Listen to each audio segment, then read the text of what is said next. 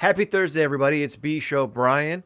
I'm here with Shah from the frigid metropolis of Philadelphia. Everyone's still standing?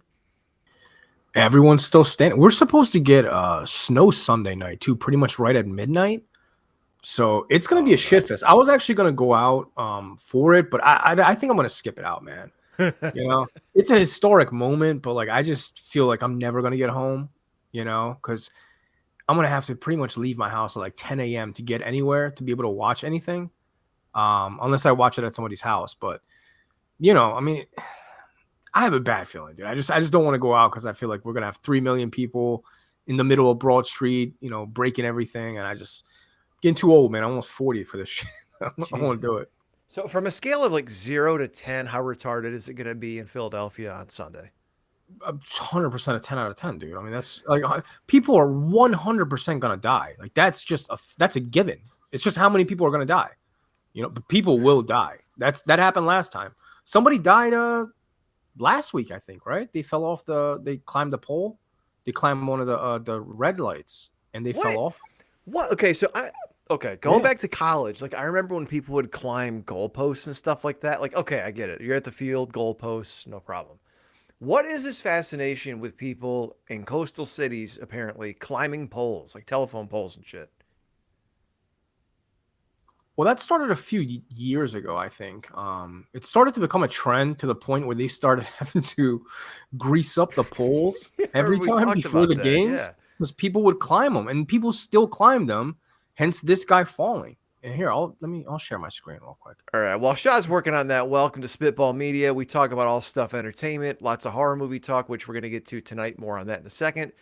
Check out our Patreon, bonus content every week, including Q&As, and from time to time we do some cool little hangouts with our buddies. A couple of them jumped in the chat room already to start out, like Ravi Desjardins, Slave Cheeks, Rich Dow. Hey now, Rich Dow.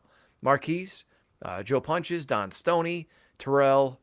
Let's see. I think I said Slave Cheeks, Joe Punches, Jamie Pennycook, all the way from the UK. Got a cool crowd in there. Everyone's still filing in. John is going to try to make it. He had a prior engagement and some crazy weather that he may not be back for. So we decided to switch it up a little bit tonight just in case John doesn't make it.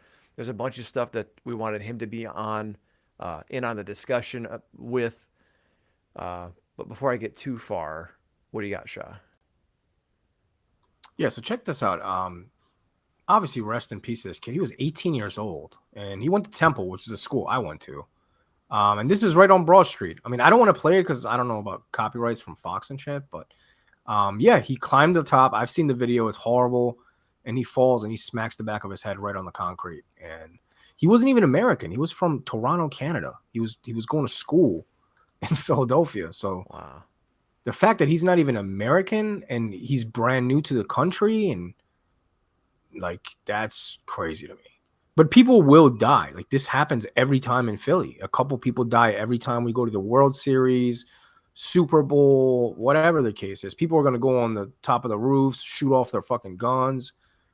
It's going to be a fucking riot. I mean, I went last time Philly was in a Super Bowl, and dude, it was a once in a lifetime opportunity for me. Now twice. I mean, but I feel like I've already lived it, man. I mean, there's fucking throw up everywhere. People were setting trash cans on fire, flipping people's cars, breaking down red lights and stop signs, and it's to Rich Dow's point, it is some white people shit. To be honest with you, most Yeah, it of the is. people causing that type of havoc are the white people. There's tons of black people in the crowd too, but you don't see them climbing poles and shit. They're not doing that, bro. They're just not. So, yeah, interesting times, man. I already took off on Monday just in case I changed my mind and I decided to go out. But for now, I think I'm just gonna stay in and watch it here. But yeah, the city will burn regardless of if we win or we lose. I think if we lose, there's gonna be less destruction, sadly. If we win, the city will burn because for some reason, when people get excited here, they burn shit down. And you saw this back in the ECW days. I mean, ECW had multiple riots in Philadelphia, Plymouth meeting. Like this was a normal thing. Philly crowds are just kind of, it is what it is. Well, you got to see that too. Like, not to talk too much wrestling, but like, um, though if Cena wins, we will riot in New York in 2006. I'm like, all right, put up or shut up, and then no one riots or no crazy shit happens, and then you see like all this weird footage of legit riots happening in Philly and ECW. It's like, yeah, I don't know, man. I mean, I went to the Royal Rumble in 2013. Was that the one where everybody turned on New Day? I I think think. so. Yeah, that was the first time. It was a Philly crowd. They started shitting on New Day, and then Roman Reigns got fucking destroyed. And I remember people couldn't get out of the parking lot because people were blocking the wrestlers' cars. Oh my Like the god. Usos couldn't get out because people were sitting in chairs blocking their cars. And I'm like, Yeah, that was the year The Rock was there. Didn't you go yeah, viral for something? yeah. Meltzer picked up the because I was sitting right by like the gorilla position, kind of. You know, Yeah, I was in the yeah. cheap seats, so I was almost like behind the curtain. So when Daniel Bryan walked by after he passed the curtain, he was still pissed. Like he legitimately looked, reading his body language, he looked pissed. So I made a YouTube video saying, you know, I don't know if it's a work or not, but I mean, if the guy's working us behind the curtain and he's still doing that, good for him, because that's fucking A1, you know, wrestling. That's wrestling 101. But I put out that video, and I remember like every single outlet out there picked it up, and the video got like 50,000 views in like a couple days. Mm-hmm. And this is like almost 10, 12 years ago. So, you know, Yeah. back then 50,000 views was like a million views now. So yeah, that's how that was my first time going viral. Marquise wants to know, will it turn into The Purge on Sunday night in Philly? Not quite. Although you know, I think we do need a purge once in a while, you know, like every 15, 20 years. It doesn't need to be every year. Just like in every the herd a 20 little years. bit. Yeah. Yeah, every 20 years, I feel like it's okay. You know, Dom Stoney's saying Escape from Philadelphia. John Carpenter should absolutely, you know, he's still living, man. He's doing concerts now. Make a third one, man. I mean, you know, I know B Show and John hated Escape from LA, so I Escape didn't from hate it, Philly. but okay, it was corny as shit compared to Escape from New York. That's what I don't like about it. I'd be on board for another one, even if it was bad. Let's see. Couple more. Yeah, Robbie Richmond from the UK. Good morning to you too, sir. He showed up. All right. Bayou Geeks, what's up, Fatty? How's it going, man? Lots of good people in the chat. You can join us every Thursday, 8:30, right here. Shah, as I mentioned at the top of the show, we had a bunch of stuff lined up to talk about. John's got a prior engagement. We decided to go in a different direction. And we just randomly started talking about like random Stephen King movies. And we were both, I don't know, I guess kind of surprised that there were so many movies that are technically Stephen King films. And what are we going to do? Just go through the Stephen King filmography and talk about movies and our favorite shit tonight? Yeah, I picked out probably about 15 of his movies that I own. I think I probably own about 20 of them, but you know, we were limited on time, so I can only find about 15 of them. In no specific order, you know, we can just talk about them briefly, say if we liked them or not. This is almost like it gives you a taste of the Patreon also, you know. So if you're not subscribed, $5 a month, but this is the type of show you would get on Patreon. So we're switching it up for this week since John is not here. But yeah, man, I mean, I'm a big Stephen King guy. Probably my favorite horror movie of all time is The Shining. Not really too much to say about it because I feel like we've talked about that a lot, but I do own the Steelbook, and Walmart just put out a 4K version of this. Oh, wow. But it's sold out in like 2 seconds, so I don't have it. But I mean, Stanley Kubrick, man, I think he's the god of this shit. You know what I mean? Like, he is my favorite director of all time. I know Stephen King hates this movie. He likes the remake, which was, I think, like wasn't it a sci-fi movie? It was. Yeah, it was like a 3-part mini movie with Steven fucking Weber from Wings playing Jack Torrance. Not terrible, but you know, it's not. See, you know what, man? I've noticed this about Stephen King, and I might have said this on one of the Patreon shows.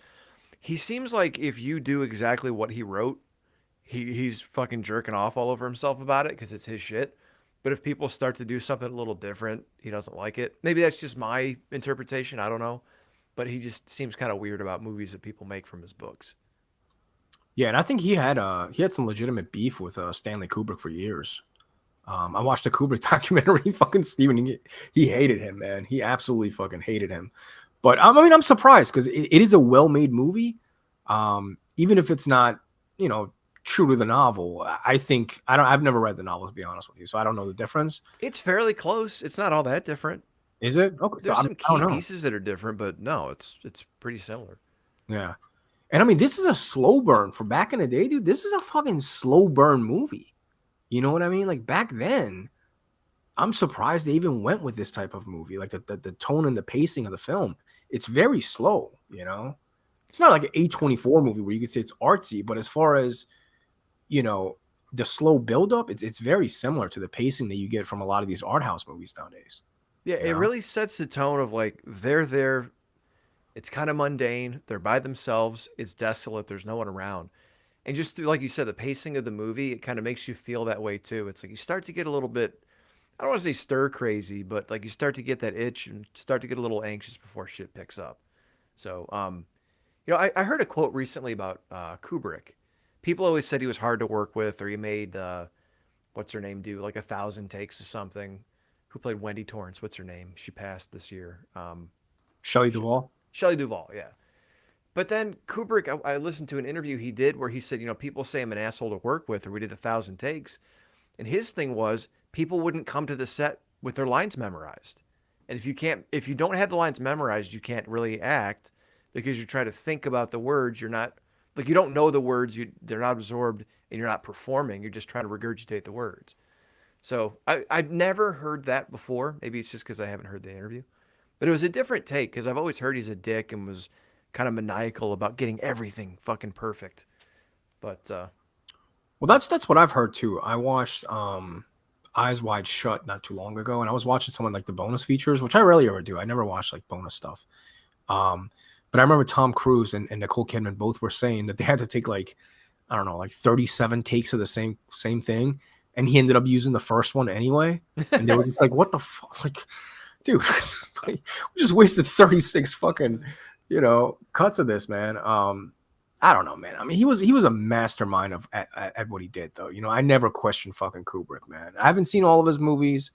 I'd like to. I have all of his movies. I have like a box set that has all of them, but I've yet to see all of them. But anything I've watched by him, even if it's not my type of genre, I'm like, yo, this guy, he knew what he was doing. Whether I like it or not, this guy knew what the fuck he was doing. And I don't so know why Stephen King is questioning him, but you as an artist, a visual artist, what's your favorite scene from The Shining? I mean, the cliche one, I guess, is like the elevator with the blood. Yeah. But I love the maze. Yeah, I love the maze. I think the maze is amazing. I never knew that. And I don't know if this is people reaching or not, but I've seen some memes where people were saying that Stanley Kubrick never put something in a movie without it being symbolized in something else. And I guess like his tie in the film is very similar to the pattern of the Oh maze. yeah. Yep. Yeah. Yeah, like if he actually intentionally put that in there, like that's fucking crazy. I want to see if I can pull this up. I'm sure I can find it Yeah. because Go I ahead. want people to get a visual of this. Yeah. Rich Dow says, I don't know, man. Let me share that up so people can see it on screen. I don't know, man. It's kind of like, God forbid, these $1 million movies are attempted to be perfected. Actors are annoying. Yeah, yeah, I get it, but at the same time, if we've done it 6,000 times and you end up using the first one anyway, it probably pissed me off. Because, like, look, if you're an actor, I've never really thought of it from this perspective before, but if you're an actor, you have to emotionally like put yourself in that headspace, especially if it's like a really intense performance like Shelley Duvall or Jack Nicholson did in this movie, and to put yourself there for like 3 hours straight and do the same thing, like I'm sure I'd be pretty pissed too. So I can't fault him for that. Yeah, look at But that tie. Do you think that's intentional? um, yeah, I mean maybe That's because like crazy though if it is, man. Like that's unreal.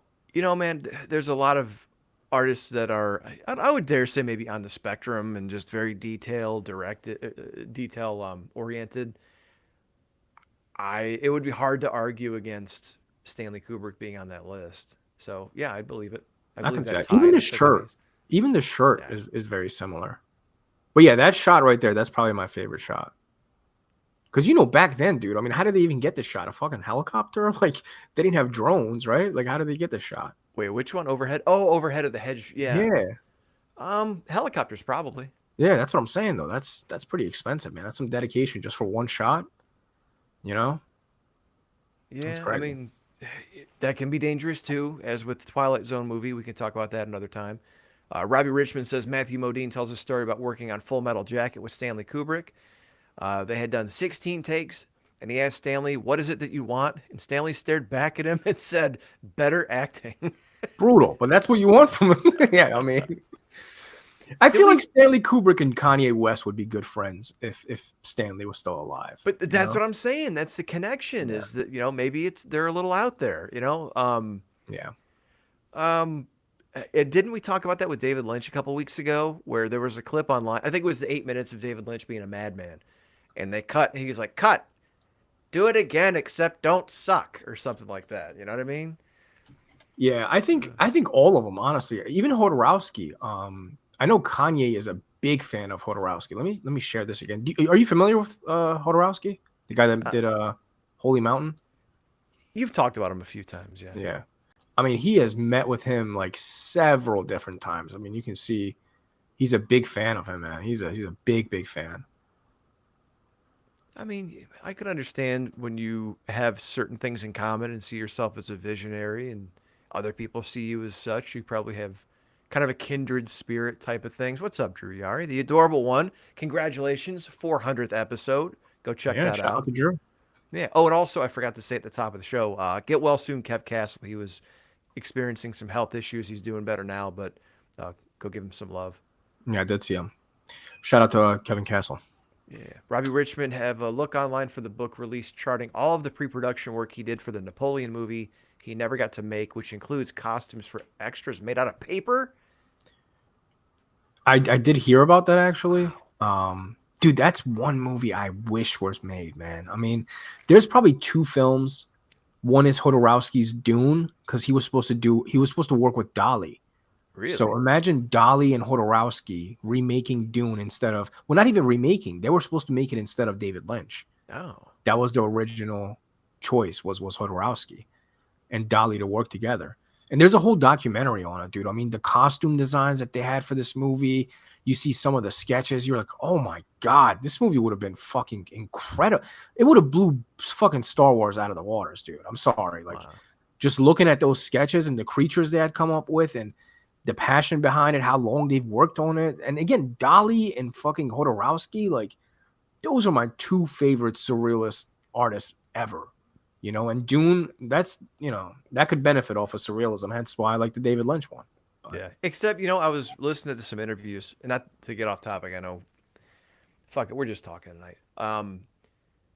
Lynch, I was watching some Lynch interviews the past couple weeks, and part of the reason he hated Dune and thought it sucked was because they wouldn't give him a final cut. So, considering they wouldn't let David Lynch do everything he wanted to do, who knows what would have happened with the other guys, Hodorowski and Dali, you know what I mean? Yeah. For anybody, if you get a chance, I'm not sure where it's streaming. I can look it up, but watch that Hodorowski documentary on him making Dune. It's like an hour and a half documentary, but it's totally worth it. I would highly recommend watching that. So it's on Amazon Prime, I guess. That's where you can watch it. But it's $350. So. Oh, that's not bad. Come on. Yeah, you might have to cough up $350, but I'm telling you, that is and yeah, Slave Cheeks, the painter. Yeah, this was like back in the 70s, I guess, when Dali was still alive. I mean, he was old as hell. But yeah, man, Dali and Hodorowski working together. And give me 1 second. I'm gonna try to find it. I want to show you the cover art. Actually, I could just pull it up for you instead of me showing it to you. Yeah. Robbie Rich. Look at some of these sketches, dude. Are you able to share, or do I have to dump them into the? No, I should be able to share it. All right.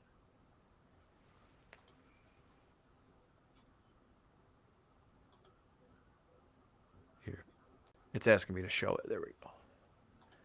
Yeah. Holy shit. Yeah. These were the sketches that they had come up with. Look at this stuff, dude. That looks fucking great. Imagine if Dali, and this is the cover to the documentary, by the way, for the people that want to check it out. Highly recommend this. I might be wrong, but I'm pretty sure H.R. Geiger was also supposed to collaborate with them. I might be wrong on that, but I'm pretty sure this was Geiger's work. Something tells me that the studio saw like concept art and went, fuck this, we can't afford that. Probably, yeah. And they had amazingly difficult people to work with. I mean, Hodorowski was difficult, and Dali, I mean, these two guys, dude, I mean, talk about egos. They would have drove you crazy. But yeah, this was all Dali's work. This is all, These are the costumes that were supposed to be there. That looks like Dali himself. And Robbie Richmond has a good point, and I think it's kind of an undercurrent to a lot of movie making, especially as you get into the more, as you would say, pretentious stuff. Is Christopher Nolan any different today, making incredibly expensive and pretentious movies that are all also personal projects to himself and nobody else? Um, you know, I've often thought about this in terms because we're all wrestling fans, or a lot of us are. Is like before the expansion in the '80s, like it's almost like the Big Bang. Like you have this big expansion, now there's this demand for whatever exists in that ecosphere, and now once that is it exists, you have to constantly feed more stuff to that to feed that need, but it's synthetic because it's not the same demand. To me, I also think art, movies, things like that are the same way, where like people are putting out thousands of movies a year, or paintings, or songs, and it's all from an artistic perspective. And then something gets super popular, or it catches on because it catches, or enough people see it, or word of mouth, to where that happens to become popular. Now everyone wants to make that kind of movie. So in a sense, in I guess in an artistic sense of purity, yeah, all movies should be pretentious movies that are personal projects to the people who make them and nobody else. Because if you're making, whether it's podcasts, whether it's movies, whether it's painting, if you're specifically doing it, and maybe I'll do an episode on this with podcasting, because we have a lot of friends that create stuff too. But like, if if you're doing this stuff specifically just to reach the largest amount of people to sell them a trinket or a widget, like you're in it for the wrong reason, and that's actually antithetical to the artistic pursuit. So I know we all love it and we eat the shit up, but no, you're right, Robbie. It's no different at all, especially the more artistic you get. And that's why I was mentioning a couple of weeks ago that with Netflix and all these different streaming platforms producing so many movies back to back, it's just a form of content. What you're talking about right now, it's dead through streaming. You know, because it's just projects, it's just money. They just got to cough them up every 3 months. How many Adam Sandler and Eddie Murphy movies did Netflix do? Like fucking 17 of them shits Oh my in God. 3 years. Like I mean, come on. Yeah, and Happy Madison, even if it wasn't artistic, it was an excuse for Adam Sandler to make movies with his friends and go to different like vacation spots like Hawaii. So how is that any different? It's self-motivated Yeah. by the person creating it. And like cuz people think what they want about how people get famous, but again, not to suck the dick with David Lynch. I've just kind of been immersed in interviews and stuff since he died. It's in my feed. He got his start. He was making paintings and he got commissioned to do something and took the money and made like a stop motion thing and then parlayed that into a grant because technically a stop motion is a movie. So it's like, I mean, really honestly, I don't want to say it because it makes me sound like an asshole, but like the whole big movie industry business type of thing, again, is really antithetical to the artistic pursuit of a film in many ways. So I don't know. We could talk about that all night, but Yeah, but I feel like we need those pretentious directors though. Like Ari Aster is one. I know this guy has an ego and he thinks he's the best out there, but I want him to have that mentality. You know what I mean? You look at a guy like Gaspar Noé. One of the most pretentious people I've ever fucking seen in my life touch a film. But I feel like if he didn't have that personality, his films wouldn't have flavor. He it gives him that edge. So I don't necessarily have a problem with it. Yeah, Chris Matthews, Spielberg, absolutely. Most of them. I mean, most directors, honestly, that yeah, had any form of success, they're gonna have an ego and think they're the shit and go out of their way to do whatever they want because they feel like they have the right to do so, and rightfully so. I think some of them do. Like Spielberg, do whatever the fuck you want, man. He's made what 20 classics. Like, who am I to tell you no? yeah, and I think that's why Spielberg gets to make anything he wants. Not only does he have the movie to produce it or the money to produce it himself now, but like, okay, we talked about Lynch. Let's talk about John Carpenter. He was hot shit in the early 80s, late 70s. He was the next director, in that list with Cronenberg and all these guys. And then he made The Thing. And even though now it's looked at as one of the greatest horror movies or creature effects movies ever made, back then it was hated.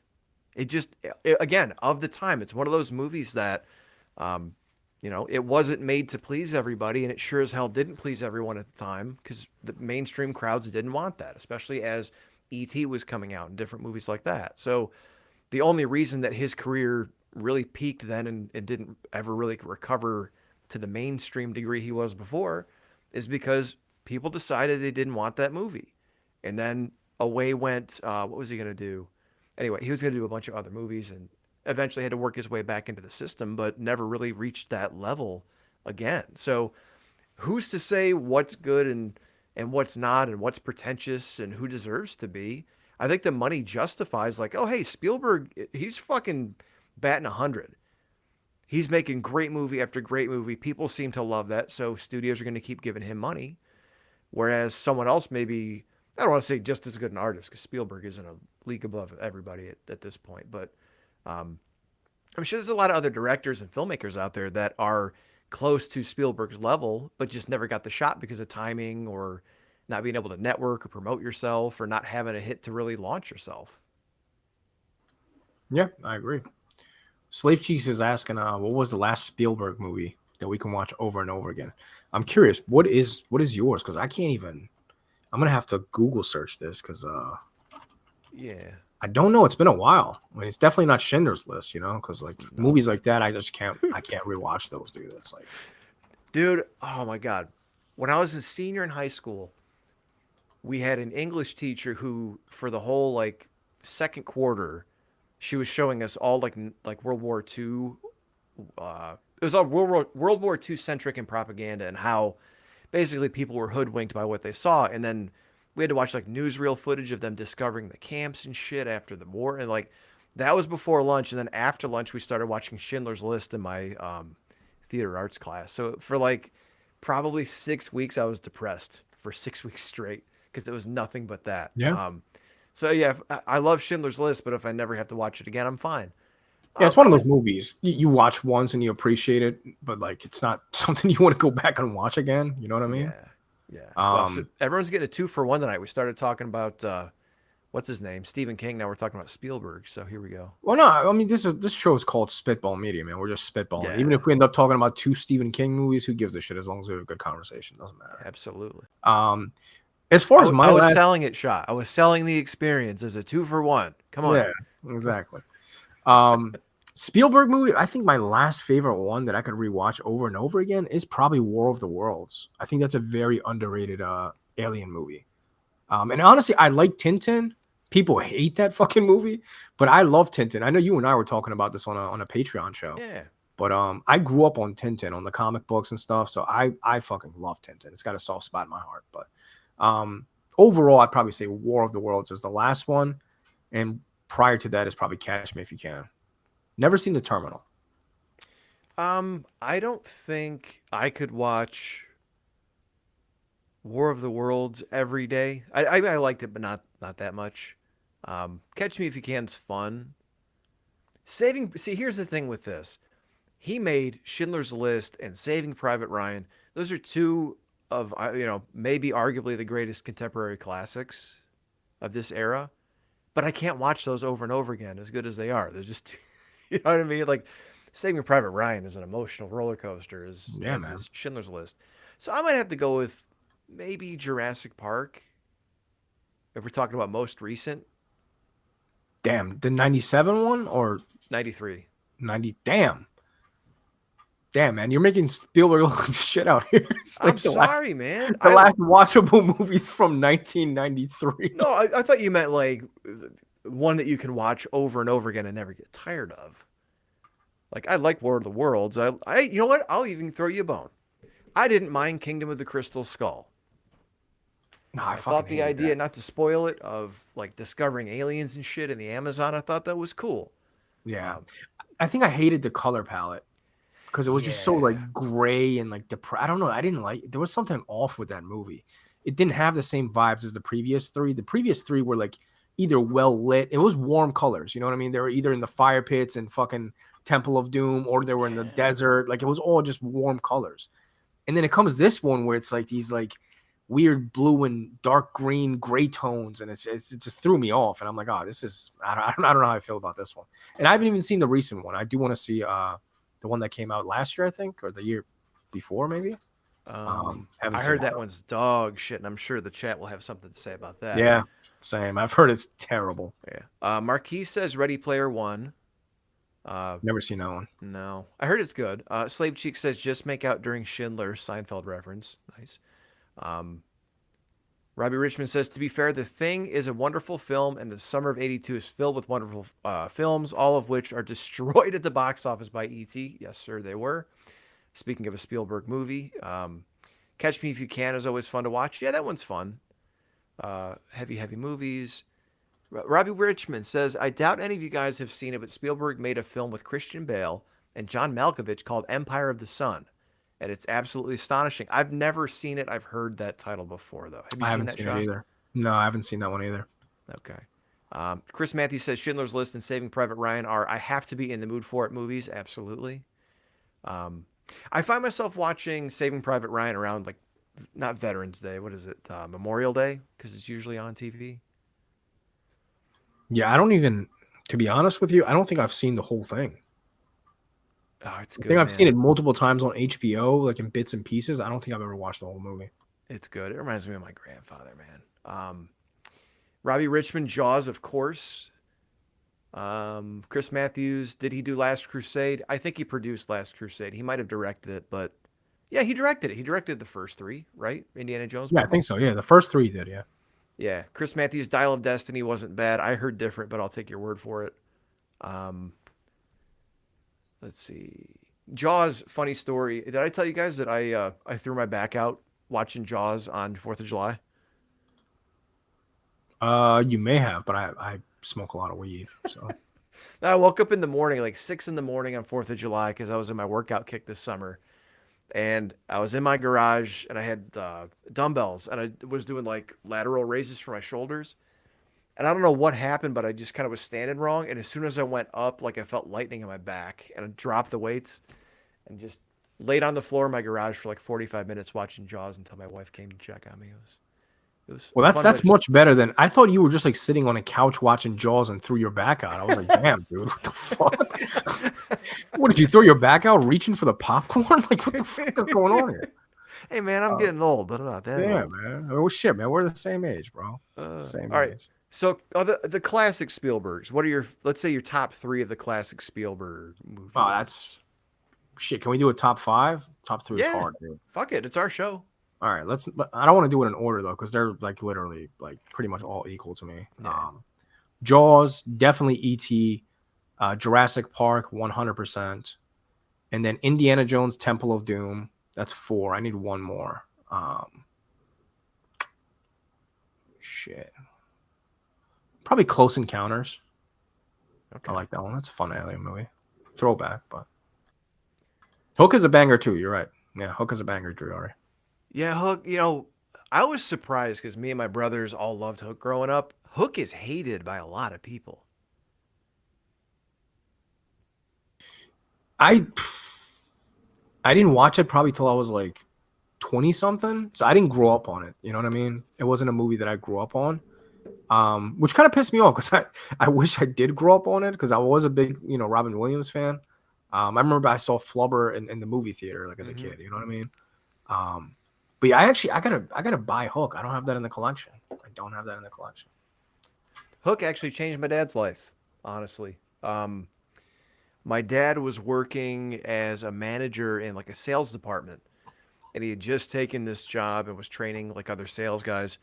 And I don't remember if we went to the movies to see Hook or if we watched it around Christmas time, but like in the beginning, Peter Banning's always working and he's not making the baseball games. Not to say my dad did that, but not making the baseball game and the kid's pissed at him. He's never around. He's yelling at the kids when he's home and like he's always uptight and always talking about work.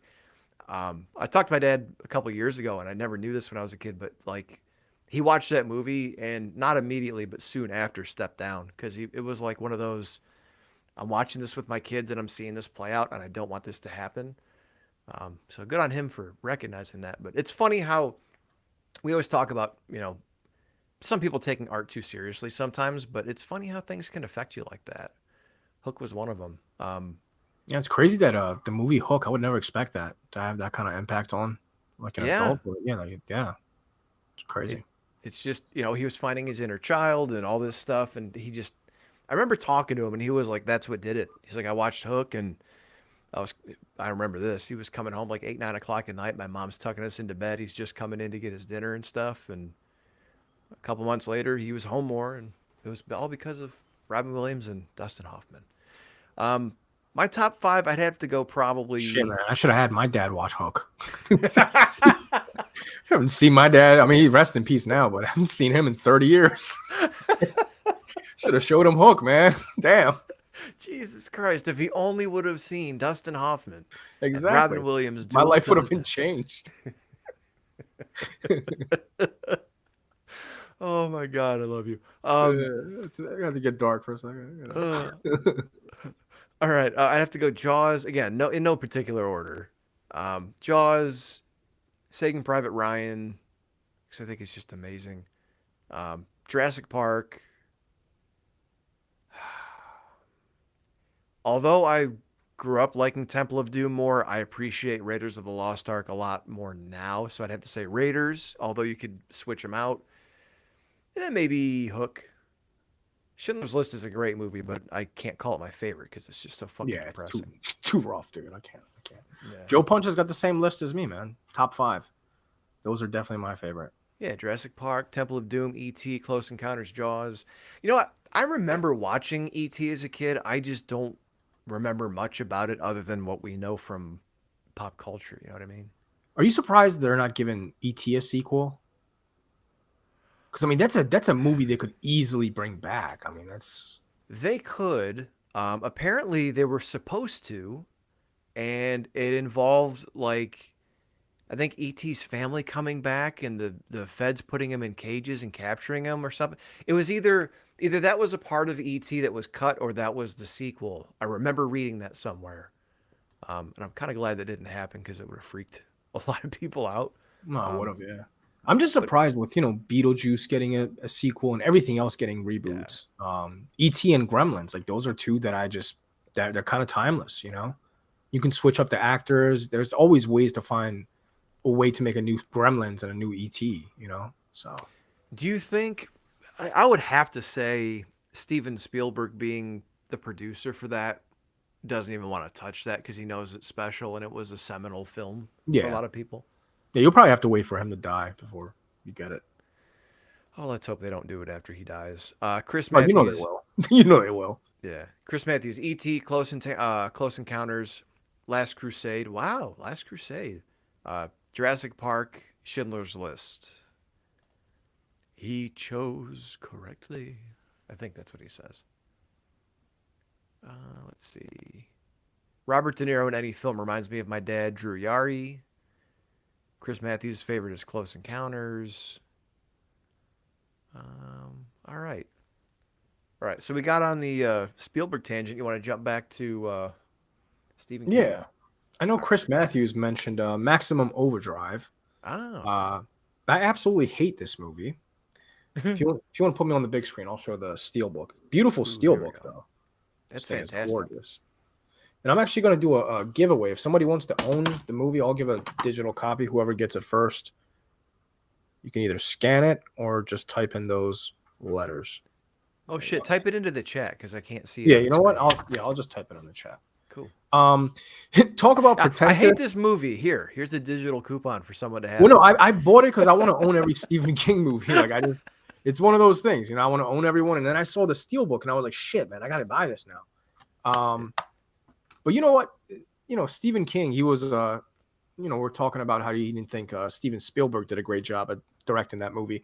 This is his own adaptation, and he actually directed this movie, and I fucking hate it. I hate everything about this movie. Yeah. I know it has a lot of people that like it. Like it has a decent cult following. Monster trucks, like killer trucks, to me is, come on, man, come on. And this always reminded me of like that Spider-Man character, Yeah, the green. Whenever I saw Green that, Goblin. Yeah, I don't remember ever watching Maximum Overdrive when I was a kid. So whenever I saw that, I'm like, why did the Green Goblin have a car? Like, what the fuck is that? sorry, I was on mute. Yeah, that's the same thing I always thought, man. I literally thought it was the Green Goblin for the longest time. And then once I was an adult, I was like, wait, that couldn't have been, because, that would obviously, there would be some legal issues. But yeah, I'm gonna go ahead and type this in the chat for the people if somebody wants to grab this. All right. I think I started something. Chris Matthews, Lawrence Fishburne from Boys in the Hood reminds me of my dad. We're all going to be here reminiscing about who in movies reminds us of our old man. Chris Matthews, I mean, it's one of the few films that go there with offing kids. Most movies won't do it. Is that Boys in the Hood? What's he talking about? By the way, whoever wants it, go to lionsgate.com/redeem, that website. I can't put the website in the chat because they don't let links, but it's called lionsgate.com/redeem, and then take that code, copy and paste it. Whoever gets it first, you get a free download. Rich Dow, he wins something. The Invisible Man reminds me of my dad. Oof. Damn, Rich. Yikes, dude. Driari's mom looks like Catherine O'Hara. That's pretty cool. Is she like near as funny as she is, or no?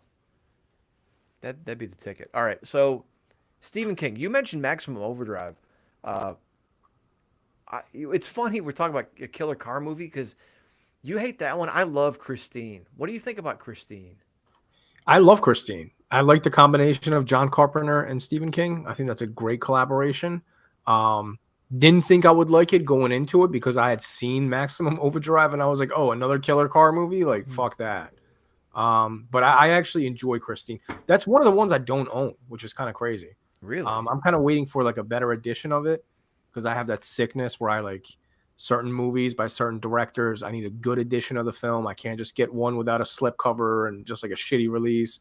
Yeah. So I'll wait until they put out a steelbook or some kind of box set or something for it. Driari said he saw Christine for the first time this October and he loved it. Yeah, dude. I didn't see it until a few years ago when I went on a binge. You know, I had a kick where I didn't watch anything outside of a certain few movies for a while. I just comfort food, I guess. Sam Hoyos calls it. You just watch certain stuff and it scratches an itch. And I watched Christine because I'd always heard about it. My father-in-law is a car guy, and he knew I liked scary movies, and he's always like, "Have you ever seen Christine with the 59?" I know it's a Fury, but they always also used a Bel Air in it, and he would always talk about Christine, Christine, Christine. I need to see it. And finally, I did watch it. It's really good, man. Like the effects with the crushed car coming back to life, and fucking really, really, really good. In fact, my wife knows that I think my old man crisis point when I retire is probably gonna be to try to buy a Fury, a 59 Fury or 58 Fury. I love that fucking car, man. It's so nice. And it's just a fun movie too. You know what I mean? It's an easy watch. I don't know. I really enjoy that movie. Actually, I want to watch it again because I probably haven't seen it shit, man, at least 15 years. Probably. Maybe more. Really? Wow. But at least 15 years. Yeah. I mean, I rented it back in the day when Blockbusters was around. So it has to be 15, 20 years. It's like you said, it's easy. Here's a nerd. He finds a cool car. Car ends up being haunted and causes him to start killing people, and he pretty much falls in love with it. That's it. Yeah, and it's got like cool like 80s characters. I like those like high school type of movies. Like I love how the 80s, because they were written by guys that grew up in the 50s, all have like greasers and stuff in them with leather jackets and shit. And it's like that didn't happen in the 80s. That was from fucking Happy Days. But see, I thought that is how people dressed in the 80s because I wasn't here, so I didn't even know. I'm sure there was like beatniks and hipsters that dressed like that, but that's like a 50s thing. Yeah. Oh, not for sure. All right. I'm gonna pull up a bunch here so we can see. Let me go all the way back to the beginning. Let's go all the way back. So, Carrie, thoughts on Carrie? Got the original, the OG edition with the original poster. Scream Factory put this out on 4K, by the way. And I got the remake. Haven't seen the remake yet, I don't think. At least in 4K anyway. I may have watched it sometime, but the original, I like it a lot, man. I mean, it's who directed it? Wasn't it Was it Brian De Palma? Yeah, it was Brian De Palma. Yeah, okay. I think it's one of his only horror movies. Yeah. I'm surprised that's his first adaptation. I thought it was The Shining. I didn't realize that was the first one. Probably wouldn't be in my top 5, but definitely in my top 10 best Stephen King movies for sure. Yeah, no, Carrie was his first because that's the one that put him on the map. I remember that. And I remember an interview where he said he was talking about his alcoholism, and someone else told him he was on mescaline or something like that too. He doesn't talk about, but he said his alcoholism was so bad that there are entire sections of Carrie that he does not remember writing. Imagine being not only so good that you could be completely fucked up and turn out one of the most popular books and horror movies of all time, but also like you don't like imagine it being this successful and people loving it, you don't even remember anything about it. It's kind of legendary, man. Not gonna lie, man. Cocaine and whatever he was drinking at the time was a wonderful combination for Stephen King. Stephen King, get back on cocaine and alcohol. You know, It's like 80s wrestling, man. Everything's yeah. better with cocaine and alcohol. Hell yeah. Macho Man without cocaine? Come on, dude. I don't want to see that.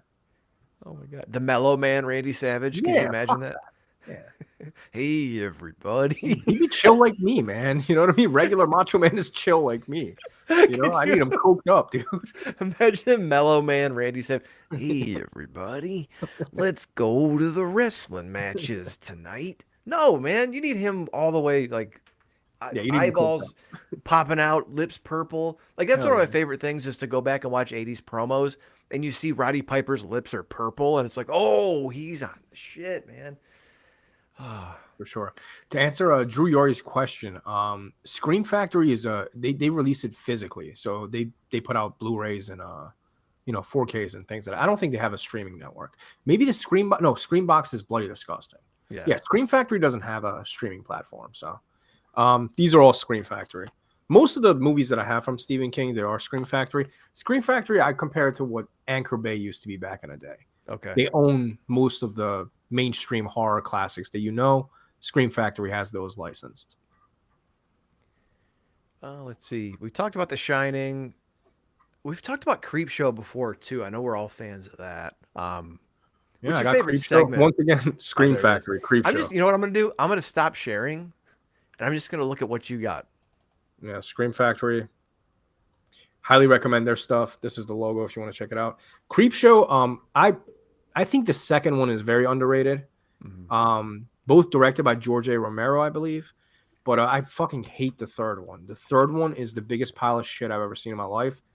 I don't think George A. Romero directed that one by any means. Have you seen the third one? I've not. I think we talked about that a few months ago where the first two were split between like, it was like Stephen King, George Romero, and then one was somebody else or one of them did two of them. And then by the third one, it's, I think, people that we didn't even know who the fuck they were. Do you remember the second one? Yeah, the second one, Chief Woodenhead. Native American. Yeah. And then, which the thuggy Indian guy was actually the guy who played Fritz von Erich in the Iron Claw. I realized that recently. Really? Yeah. The dude with the long hair? I don't remember that. Yeah, here. I gotta check that out, man. Drew Yard, yeah, Tales from the Hood. I remember Tales from the Hood. I know I watched it when I was younger, maybe on like an HBO free weekend or something, but I don't remember much about it. What about you, Shah? Same thing. I've seen it on HBO. Probably, I think it's from the same era as Bones, right? Snoop Dogg's movie. I think it's a couple years before that, but yeah. Yeah. Another movie that Scream Factory put out, Drew Yari, Tales from the Hood. Oh, yeah, here he is. Sorry, go ahead. No, I was going to say, this is another good anthology movie. Did not realize Stephen King. These are Stephen King stories, apparently. Did not know that. But Tales from the Dark Side, I've never seen this until last week. So this is actually my first time watching it. I fucking love this movie. The practical effects are amazing. Have you seen this? No, I've heard of it, but I've never seen it. Oh, dude, the practical effects are glorious. There's a mummy in there. The mummy looks... Let me see if I can pull it up. Okay. Here, you want to take me off the big screen? Let's... Yeah, here. I was trying to pull up that Chief Woodenhead picture, but it's not coming up. Wait, let me look this up real quick. You got to see this mummy, man. It's the coolest looking mummy. All right. Boom. Here, while you do that... Here, I've got it right here, just for your quick glance. That guy right there, he played Fritz von Erich in the Iron Claw. No, I remember the guy from the movie. I'm just saying I don't remember seeing him in the Iron Claw. Oh, that was Fritz. Yeah, he doesn't look like that, but... Yeah, that's what I'm saying. Yeah. No, I remember this character. I just didn't remember, like, I didn't recognize him in the movie, obviously. Gotcha. I kept watching. I'm like, how the fuck do I know this guy? And then I was watching Creep Show and I'm like, holy shit. Um, Yeah, dude. Look at this mummy. And there's so many scenes in this movie where the oh mummy is shit. like moving around and the hands, it's just like the movement is fucking phenomenal. It's not doing it any justice. You need to see this movie yourself. But Yeah, yeah, this for movie is fucking great. It's got everyone three following along short at home, stories. that's Tales from the Dark Side, right? Yeah, Tales from the Dark Side. I believe it's 3 short stories, I want to say. Okay. So it's not as many as Creep Show, but very similar concept as Creep Okay. Show, you know. And Definitely check it out. speaking of Creep Show 2, everyone in the chat saying The Raft is great. That might be my favorite one from Creep Show 2. It's Which one? just That the was the one, the beach one? yeah, where they're stuck on the Yeah, raft and yeah, there's that yeah, monster out there. Yeah. yeah. Yep, Very I good remember. ending too. I do remember that one. All right. Let's see. Yeah, Robbie likes The Raft. Joe Punches like The Raft. Chris Matthews. Everyone likes The Raft. All right. Oh, where's Shah? There he goes. All right. So getting back to Stephen King. Next up, this is probably a tough one for you, and it wasn't a tough one for me until about 2 years ago. Cujo. You know, I actually I just bought Cujo last week. I wanted to check it out. It's funny because I was gonna watch it last night, so that would have actually been perfect. Um, it is a. I mean, it used to be a tougher movie for me to watch, but once I realized like it's a dude in a suit, you know, it doesn't really matter as much anymore. But that is another movie that I have to rewatch. I probably haven't seen that in probably 20 years at least. Yeah, I remember I watched it on Fear Fest about 3 or 4 years ago. We had a slow day at the office. I just had AMC on the TV while I was doing some work and didn't realize, like, of course, killer dog, but mom and the son are trapped in the car in like the Texas heat. And it's like, oh, okay, there's more to it than just the dog thing. So You know fun. what's kind of crazy? And I know we're running short on time here, Yeah. but look at the collaborations that Stephen King's had with all these crazy ass directors. I mean, you're talking Brian De Palma, Stanley Kubrick, George A. Romero. Dead Zone is David Cronenberg. You got John Carpenter with fucking Christine. I mean, that's pretty fucking heavy, dude. It's a And who's I'm sure I'm who. missing a bunch. Yeah, who did Misery? Rob Reiner. Okay, yeah. So I mean, yeah, dude. Running Man, Glazer. Trying I to mean, he pretty think. much worked with the best of the best, except for Wes Craven. He's the only one that didn't work with him, I think. Yeah. It was Tommy Lee Wallace from Halloween 3. Who did Stand by Me? I've never seen that one. That's another Rob Reiner. All right, so Yeah, since we're Thinner. running short on time. Check out fucking Thinner, man. I'm telling Oh you. yeah, Check out that. Have you seen it? yeah, we've talked about that. Okay, yeah. Dude, that's definitely in my top 5 Stephen King movies. Where's Just it watched at? that one recently too. Like I Fucking think we've talked about this with horror movies in general before. Stephen King movies are like pizza, where like even if they're not that good, it's still pizza. Like yeah. it's still a good, you know what I mean? It's still an enjoyable watch. Well, a Uh, couple of them are I can't tolerate a few of them. like what? La- Like which ones? Langoliers is Okay. probably the worst movie I've ever seen. Up there with the Black Christmas one from 2018. Like they're awful. Yeah. Like, I mean, Langoliers, if you see the special effects from that dude, nothing can save that fucking movie. I didn't like The Stand, the mini TV series. Didn't Yeah. really like that one too much. And Maximum Overdrive. Those are probably the 3 that and again, Maximum Overdrive, I can rewatch it. You know what I mean? Like it's fun enough for me to watch. It's just stupid. It's not something that I could say I enjoy on the levels of, some of his other films, but Yeah. it's still tolerable. Got some chat. Robbie Desjardins, The Mist is an amazing short story and movie. Hell yeah. Joe Punches, The Mist and The Green Mile, both are some of my favorites, and also directed by Frank Darabont. I forgot about that. Chris Matthews, The Stand is trash. Don Stoney, Thinner is great. Yep. Dead Zone is a really good and underrated film from Chris Matthews. Yeah, man, I think Thinner. What do you think Thinner? Is it timing? Because it came out in like '96, right when horror was kind of played out, right before the teen movies started coming out. Is it one of those movies like we talked about a couple weeks ago that just was kind of lost in the shuffle? I would say so, man, because it really is a forgotten gem. Like I literally watched it, I think, last week again, and it was probably my 10th time watching it because it is one of my favorite ones. The practical effects are amazing in this movie for the time. I mean, I know, I'm sure you remember the practical effects, dude. They're fucking amazing. The bodysuit on this guy, how he gets, it's fucking incredible. The story is good with the gypsies. Like, I don't know, it's kind of silly, so it's got a little bit of comedy to it. I fucking love this movie. It's a little bit of, best of everything in horror. Joe Mantegna as like this weird underworld guy who's gonna help him get even. Yeah, Or yeah. here's a lizard guy. Yeah, look at that. And that poster, man, that's one of my favorite fucking posters, dude. Look Yeah. at that shit. I like the pink version better though. There's a pink poster version. Yeah.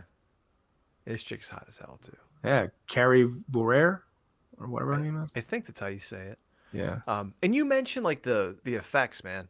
There's a scene where he's at the country club, I think it is, and he takes off his clothes to get in the shower, and they show him from behind. Yeah. And the first time I saw that, I didn't think that was a bodysuit until I saw this guy doing press like about the movie. It's amazing. Yeah. Well, I mean, towards the end of the movie, that's his actual size. He's obviously a super thin guy, but Yeah. yeah, man. I mean, yeah, that hole in the hand, like all the practical was fucking great in this film, dude. Oh my god! At the end, how grody is that when he Yeah. gouges the hand and squeezes it into the pie? In the pie? Hell yeah, dude. I fucking love that movie. People, if you haven't seen Thinner, check it out. It's probably free on Tubi right now. Like, do what you got to do, man. Check out Thinner. Keep in mind though, it's from 1996. So It's on Pluto yeah. TV. Yeah.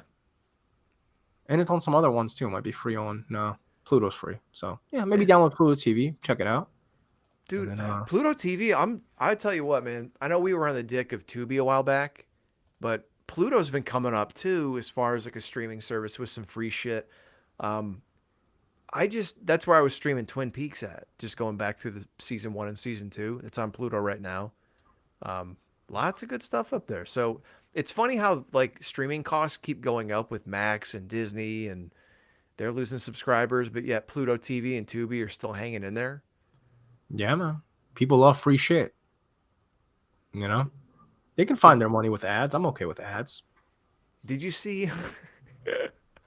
I know we're running late and this is off topic, but did you see that WWE is airing a show called WWE Evolve, which is basically like up and coming indie talent, and they're airing it Wednesday night on Tubi for free? So it's because they bought the company Evolve, though, right? So is it the same concept? Okay, so same logo as the old Evolve and shit. That's kind of cool, though. Yeah, I like that concept. It's like pre NXT, Yeah, and they're airing it like someone's gonna check me in the chat room, but I think they're airing it opposite of Dynamite, but they're doing it for free on Tubi. So it's on Tubi. That's cool. I didn't know that. Yeah. So yeah, man. It's funny how things work themselves out. People get pissed that streaming services are getting super expensive, and then all of a sudden, Tubi and Pluto coming through like the fucking heroes they are. All right, so back to Stephen King to round some of these out because we are getting pretty close to an hour here. Oh fuck, where's Stephen King? There we go. You want to do top 3 or top 5 Stephen King movies? Let's do a quick top 5. We don't have to get into them, but we can just name them off. Yeah. All right. Want to go first? Do you want me to go first? It's up to you. Sure. This is just me spitballing off the top of my head, but definitely Pet Sematary. I like the remake. Hate the third one that came out recently. Absolutely fucking hate that movie. Pet Sematary has to be in there. Thinner. I'm sorry.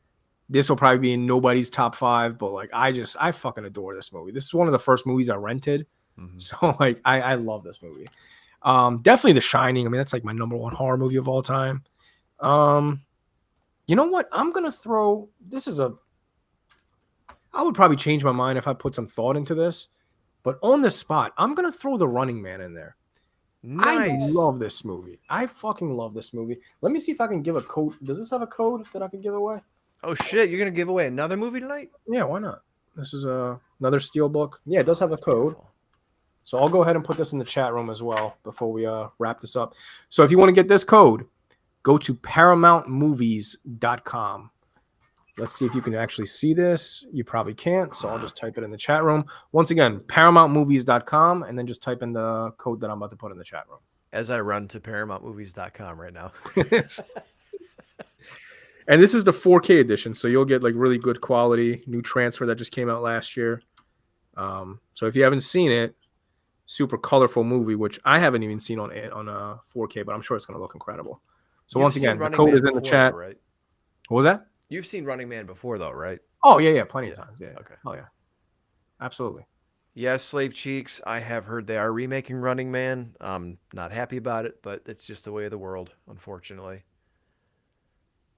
Wait, they're remaking The Running Man? Yeah, I've heard that for a while. You know what, though? They were also supposed to remake Escape from New York a couple years ago, and that died on the vine. So hopefully a lot of this shit doesn't come to pass.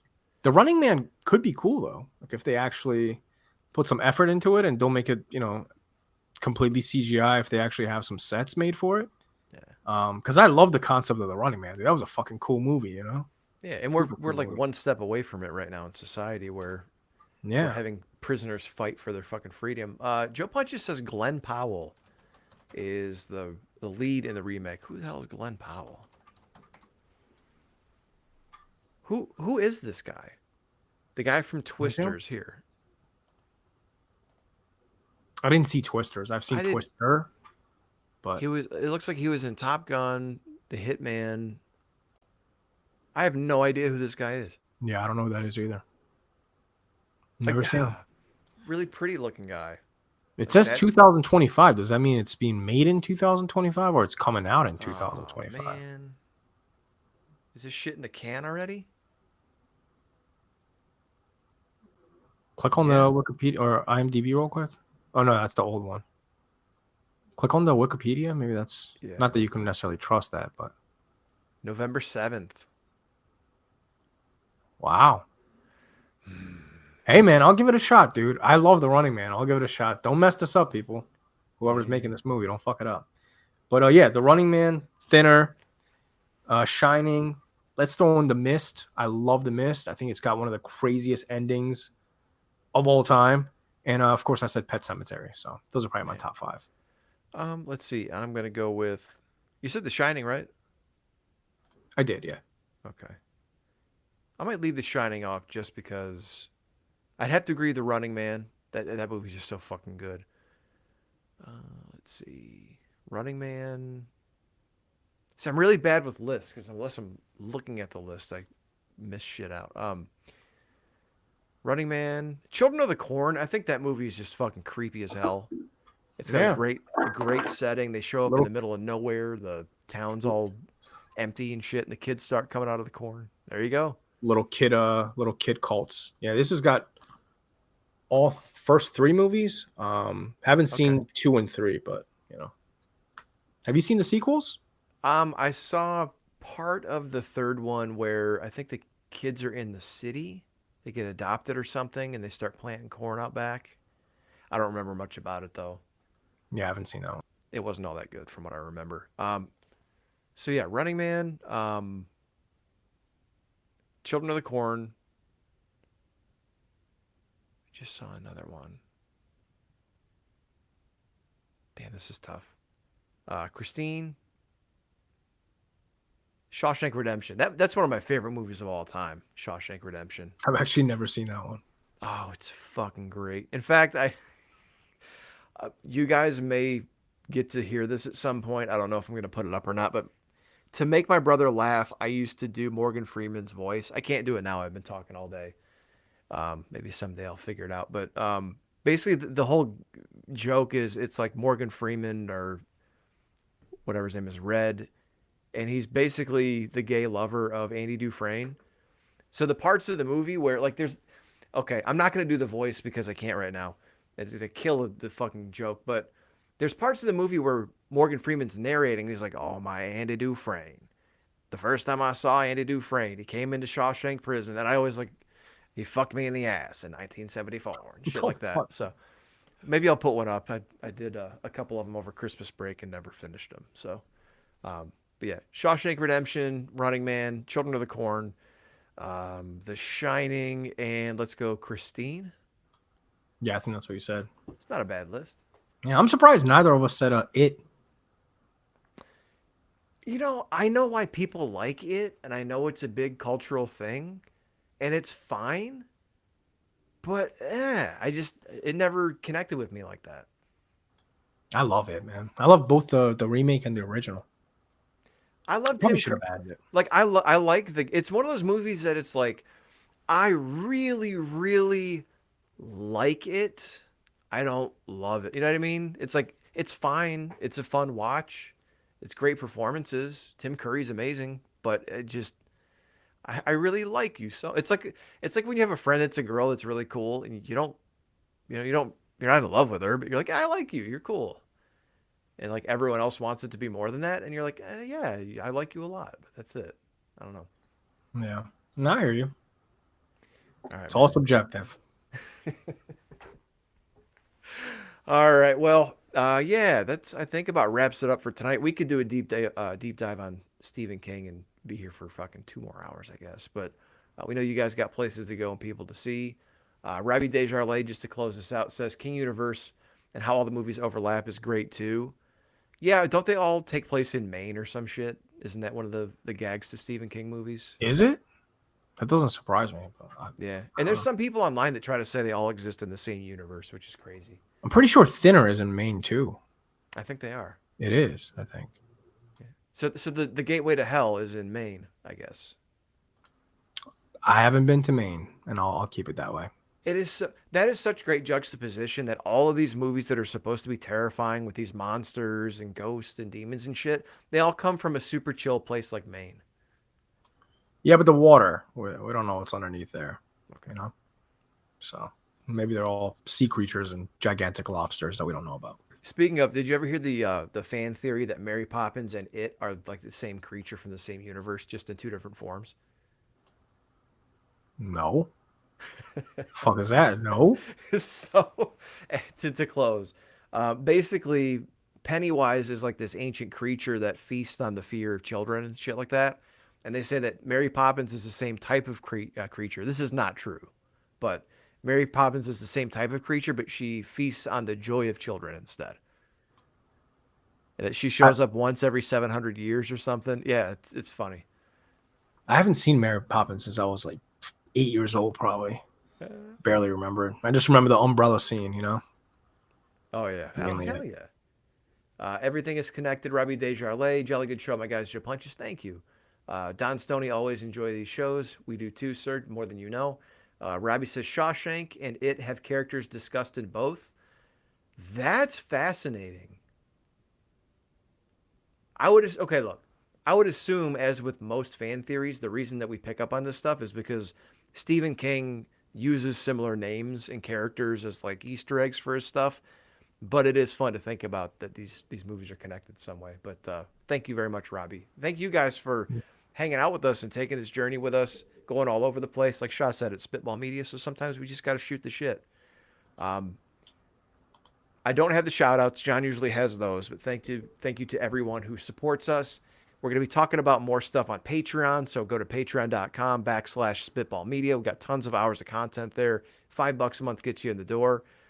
Any other announcements or anything I'm forgetting about, Shah? No, you can follow B Show at B Show Brian, myself at planet.mondo on Instagram, and you can follow John at I am John Draper, and you can follow the show at Spitball Media. Spitball Media, thank you. Big Dirk says spit the shit. Yeah. I don't know where to go with that one. Yeah, I could name the show Spit the Shit, but I don't know about that. We'll see. Maybe I'll officially start calling the bonus shows on Patreon Spit the Shit. I don't know. We'll Spit see. the shit. Yeah, man. Shout out to Rich Dow. Go Birds, man. There you go. Yeah. Or shout out to everyone who doesn't watch the Super Bowl this weekend because I really don't give a shit. So thank you guys as always for joining us. Fun night. Thank you, Shah. And we will see you guys on Patreon and next week on the regular show. And as Rich Dow says, don't die, Shah. I'll do my best.